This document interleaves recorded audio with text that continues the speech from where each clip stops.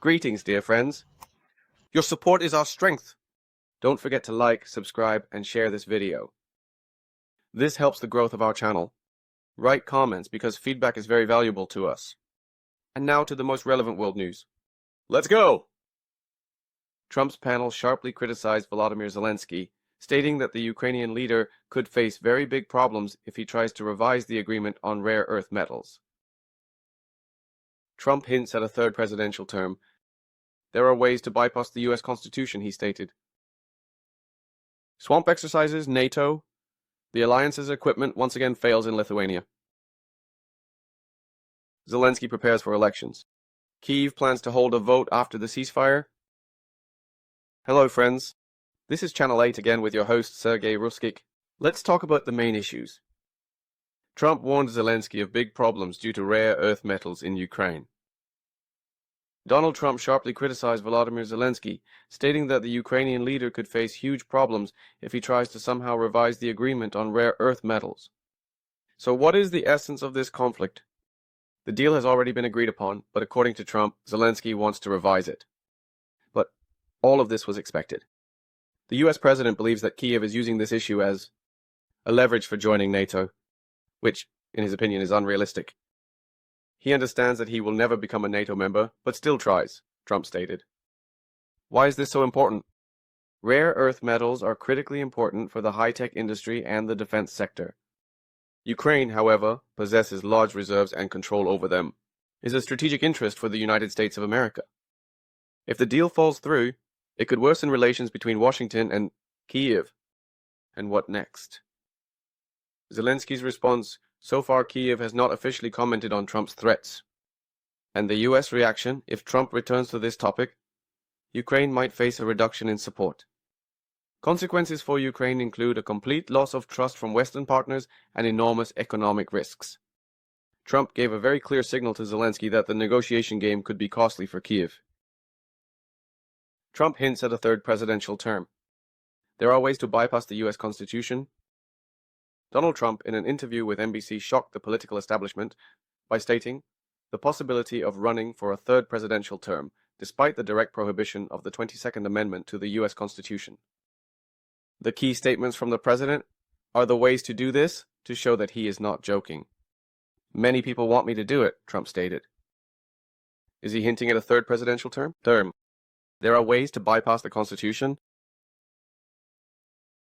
However, the key statements from President Trump are the first.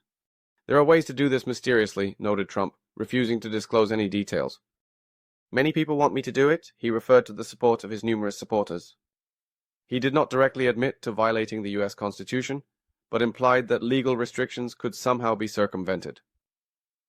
Why did this explode in the media space? Because the 22nd Amendment was adopted in 1951, and it clearly prohibits being elected for more than 2 terms.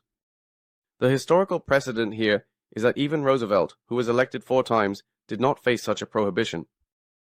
The reaction of lawyers to this case: experts call it an empty bluff or a test of the boundaries of the permissible system. Possible scenarios: this is the first technical option. Trump could try to govern through a proxy. President: the extraordinary status of declaring a permanent crisis to extend his presidential powers. Or a provocation, testing the loyalty of his Republican Party. And the political consequences here are such that the initial support base, which is 42% of Republicans, are ready to vote for a third term. A threat to democracy. The Washington Post writes about the so-called red line for the American constitutionalism. For now, the White House calls these statements unserious. Analysts warn that Trump is testing the limits of the system before the next elections. Now, all from the realm of curiosities. Swamp exercises. NATO, the alliance's equipment once again suffers a fiasco in Lithuania. Another very humiliating incident occurred at the Pabrade training ground in Lithuania, where within a day, 2 pieces of military equipment sank of the North Atlantic Alliance.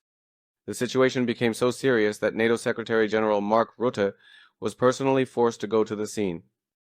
and the chronology of events is as follows. The first to get stuck in the marshy area and completely submerged was a NATO armored personnel carrier. The special equipment that arrived for evacuation also ended up in the quagmire. The rescue operation is still ongoing. The fate of the crews remains unknown. Experts note that this is not the first case. Recently, a similar situation occurred with American M88 Hercules vehicles. The Pobrad training ground is considered a strategically important site for deterring Russia. And the incident? This one occurred just 5 kilometers from the Belarusian border. Reaction of the parties. NATO command calls the incident supposedly technical failure. How amusing.